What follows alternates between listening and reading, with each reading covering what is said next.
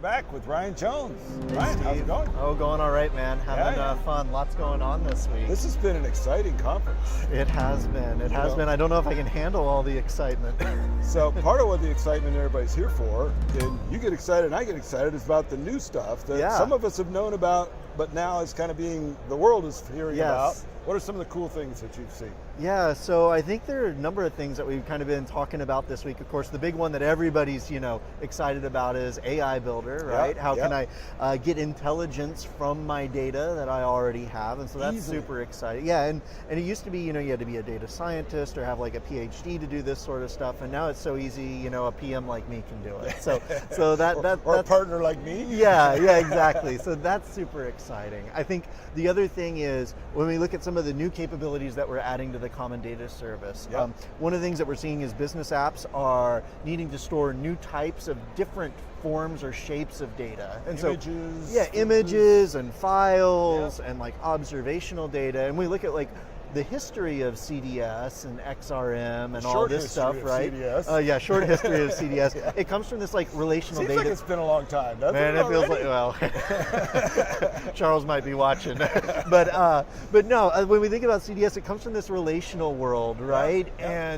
But the thing is, the data that we have, it isn't always relational anymore. And so we're doing all this work where Common Data Service now supports file storage, it now supports log storage. Of course, we have Azure Search for relevant search and all these things to really make sure that when customers have data, we store it the right way. For the kind of data it is. Exactly, and so that people can build the right apps over the top of it. And so that's a huge deal. I mean, I'm even really excited. It sounds like a small and silly thing. I think it's huge. We have a new CDS logo.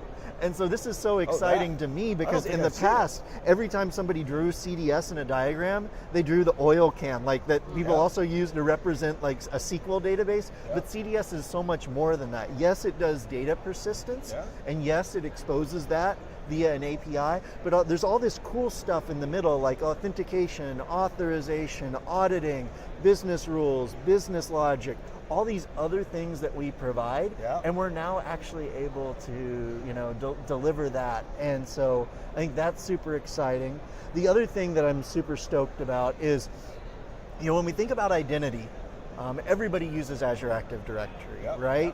But once again, when we think about where CDS came from, a lot of times it was deployed on premises where you didn't have Azure Active Directory. And so we ended up kind of creating two identity systems, two things that then we kind of glued together in the middle, and it took lots of work, right? My favorite thing is, hey, I built an app and I want to share it with somebody. Ah, darn! And so the first thing you do is, okay, I now need to go write something that finds all the members of the group and walks the groups recursively and then goes through and boop, boop, boop, boop, boop, adds all the groups to CDS so that people can access the app and access the data that the app needs to work with. And it's been a huge pain point. It's kind of obnoxious because all that information is already known by AAD and is mastered by the AAD identity graph. And so one of the areas that we've been improving the integration between AAD and CDS is now you can actually go through and say, hey, this app and this security role in CDS, I want to give that to this particular group. And it's just so much easier. I mean, even joke now that like even once again within our team at Microsoft, we had people that used to try to build apps and then really struggled to get that app that they made into the hands of the people that need to use it. Serves you right. Yes, and so now we don't have that problem. I think also we see people putting like really the crown jewels of their business and their business data into CDS now, and it's becoming really, really super important that we have just top-notch security across the board in the product. And so Azure Active Directory over the last several months, maybe even year or so, has been adding a bunch of new capabilities around conditional access, around configuring how long a user can interact with an application before the token expires. We've really been doing a lot of work to make sure we play well with conditional access, to make sure that if OAuth flows at all, that we work correctly with access tokens and refresh tokens so that we're able to provide a more secure way of interacting with data, as well as doing so in a more standards-based way, so that you no longer learn, hey, how do I do authentication and authorization for web-based properties? Oh, but I also need to know how to do it this other way when I interact with CDS and CE. We kind of want to get out of that unicorn business, if you will. I love unicorns, but I don't want to be one. Let's pivot a little bit. Okay. I don't know who's watching, but I'm an ISV.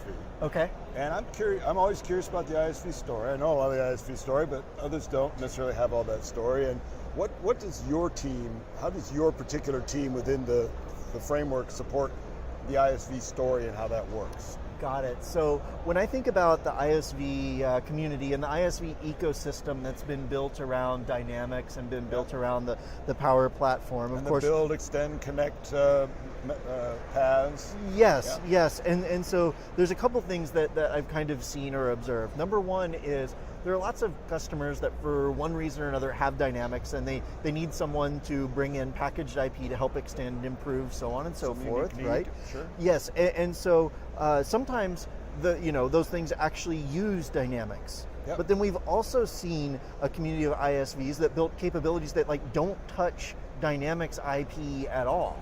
And so we were people like us, for example? Perhaps like you. And so we'd been in this weird mode for such a long time where people would come in and customers would purchase Dynamics, ISVs would extend Dynamics to do very non-Dynamics-y things, but it still walked and quacked like Dynamics. With Power Apps and with CDS and with the P1 and P2 licenses that include those things, we now have this pure platform Skew, which allows the ISV community to build these purpose-built applications from the ground up without the extra dynamic stuff that may or may not really make sense. And part of this is about not paying for stuff that you don't need. But for me, I'm really hardcore fundamentals guy. I joke with my team, I put the fun into fundamentals. Right. They probably hate me for saying that. But I don't think you're funny at all. Not at all. They never laugh, but you're generous and you do. So, but also when you have all this code that's sitting there latent, that's going to impact availability. That's going to impact performance. That's going to make it more difficult to troubleshoot. That's going to make it more difficult to secure. It's going to cost more money to run. And so the thing is, us being able to provide just what's needed to the ISV community and their customers, I think is an amazing new opportunity, and I hope is going to help our ISV community just explode and grow and bring all sorts of new and interesting offers to market. It's interesting because now when you talk to a customer for the first time, you really need to understand what the requirements are and whether they're more closely met by a first-party app with some tweaking, or if they're so far away from one of the first-party apps that, we're better off just start here. Because by the time we took that and knocked it all down, we would have spent less time and energy to go here and build it up, because you're so far away from that generic customer model that I don't know who that customer is. I've never seen that customer who just used everything the way it was. They all fiddle and tweak. It's really the degree of fiddling and tweaking. Yes. There's a tipping point there where, you've fiddled and tweaked so much, you would have been better off over here and not have that overhead sitting there behind. Exactly. Like right now, it's funny, I told my wife we had a choice between three things. Number one is we were going to save up for a vacation house. Number two is we were going to buy a boat. Or number three is we were going to get an RV. Now, she gets motion sickness, so she immediately ruled out the boat, and she doesn't want to have to deal with me mowing the yard at a second vacation property. Okay. And so she went with the RV, but the question is, okay, RVs, do we want to go buy an RV, or do we want to build one ourselves? Do you want the motorhome? Do you want the trailer? Do you want the pop-up?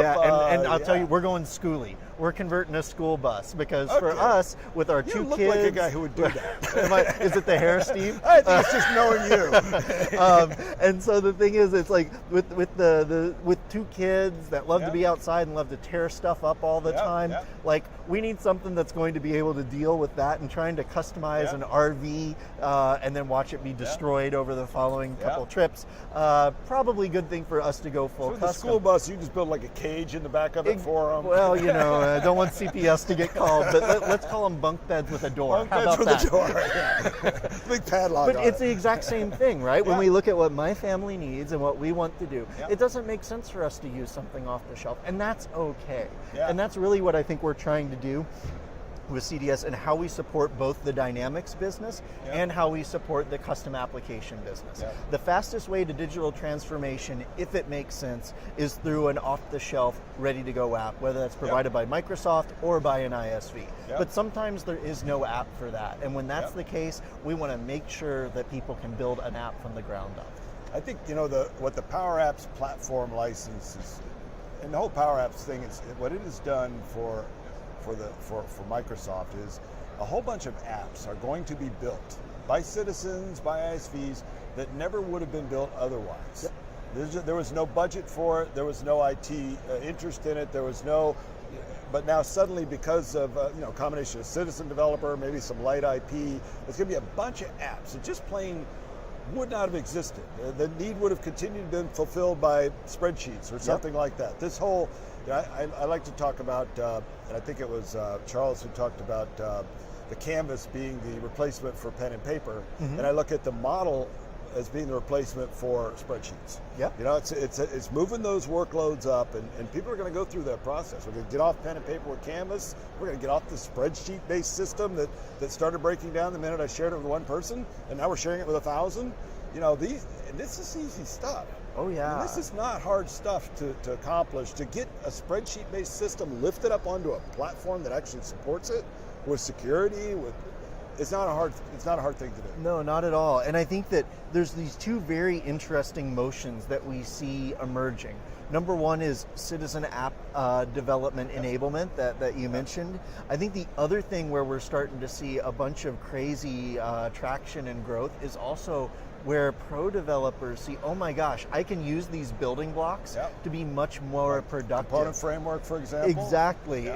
And so I think that we're going to see all these net new apps, and I think that they're going to come from the citizen developers. I think some of them are going to come from pro developers, and then I think there's going to be a bunch of derivative apps that come out of kind of the combination of those two. So there's going to be lots of beautiful app babies coming out of this whole thing. It's going to be awesome. It is interesting when you look at the whole marketing messaging, how it moves around. The past year was all citizens, and you see all the developers in the room starting to kind of frown, feeling like they're being left out in the cold. Now this year we're seeing a pivot back towards bringing up the whole pro dev story, which for a while there wasn't even being talked about because citizen was so hard. Now the pro dev stories come, and now you see them all smiling again. I figured I see where my place is now. So it's neat that we're coming up with both sides, and I think those guys need to realize that the one doesn't work against the other. No, it's a virtuous cycle. Yeah, the citizen can take it this far, pro dev takes it this far, citizen starts another, pro dev takes it that. Governance, all the sort of complexity, this citizen developer app that suddenly becomes mission critical, and there's thousands of people using it. Okay, we need to get some pro dev wrapped around that to button it up, extend it further. So there's a good story for both. Totally, you're right on.